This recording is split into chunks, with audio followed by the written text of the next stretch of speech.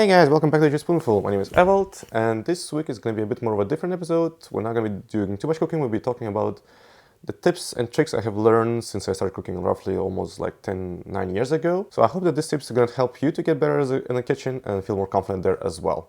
So let's get to it.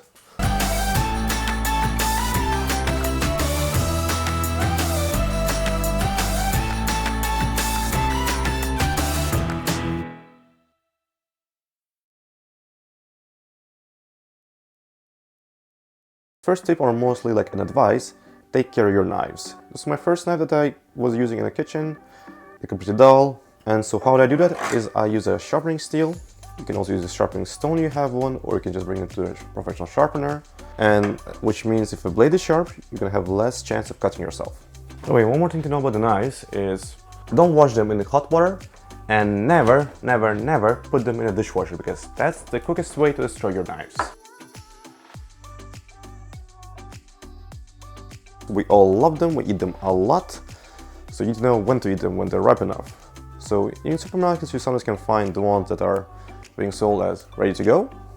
Usually what I do if I have opportunity is pluck up the top of the avocado, and if it's getting green like this, it should be good to go. And if it's really bright green, it's too early, and if it's getting darker, you have to eat it pretty fast because it's going to go bad soon. Don't throw out this guy yet. It can be also good used in stir fries or soups. So just cut it up. Oopsie daisy. When you, for example, do your stir fry, you do your noodles, you put this, you cut this, slice this up, and put it with your noodles so it cooks at the same time roughly. So another thing we love a lot is pasta. Oopsie daisy. But a good thing I learned from learning myself how to cook, but also following some chefs, is to keeping some pasta water. So what you do before you drain your pasta, you take a cup, scoop a bit of the pasta water, keep it on the side, because sometimes that happens that the sauce gets a bit too dry. So the best way to get some more liquid there, or make it easier to stick to the pasta, is to get some more pasta water going.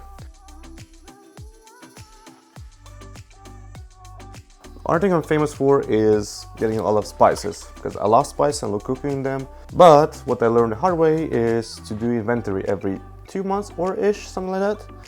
And yeah, just be organized with your spices. It helps you a lot, especially when you have to cook, you know where your stuff is. One more thing is when you're cooking, you're gonna have some scraps, some leftovers, or some things that you're not gonna use, is to have a little like trash container. So what you do, so you have a little like bowl or like where you put all your trash or discarded stuff, so you don't have to go back and forth between your trash can and your chopping board. The tip of the day is that when you're cooking, I would really recommend to prep everything in advance, especially when it comes to stir frying, which goes really fast. So you want to make sure that everything when you're cooking is just prepped, chopped, washed, good to go, so you don't have to worry about it anymore. And using the normal like blade grater, it's gonna get annoying to get all around little crevices and little things around here. But if you use a teaspoon, you just go around everything and not even worry about it.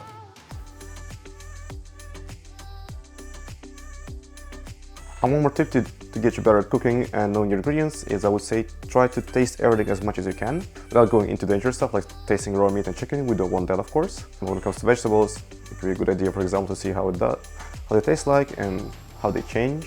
Taste each step of the recipe to see how you can get back to it. You're going to learn more about how ingredients and how cooking works in general. So the final tip for the day will be just to keep on practicing. Not even a tip, it's just an advice that even I understood early on, that if you want to get better at cooking, you just have to keep on practicing. Try to learn at least one new dish every week, because at this point you're going to expand your horizons, you're going to learn some new things, some new techniques as well, which are going to help you later on in cooking, and you can become sort of like a little chef in your group, which can be useful sometimes. I hope that you enjoyed these 10 tips I gave you today. If you know some more, please share them in the comments below, because we're all here to learn and to get better at cooking. Because food is amazing, it tastes delicious, and we want just more of it. So if you did like this video, please click on the like button, comment below if you have anything else to add, as I said before. Subscribe if you want to see more of the videos in the future. Cooking is coming back next week, don't you worry about that. And I'll see you in the next one. Have a good day, guys. Bye!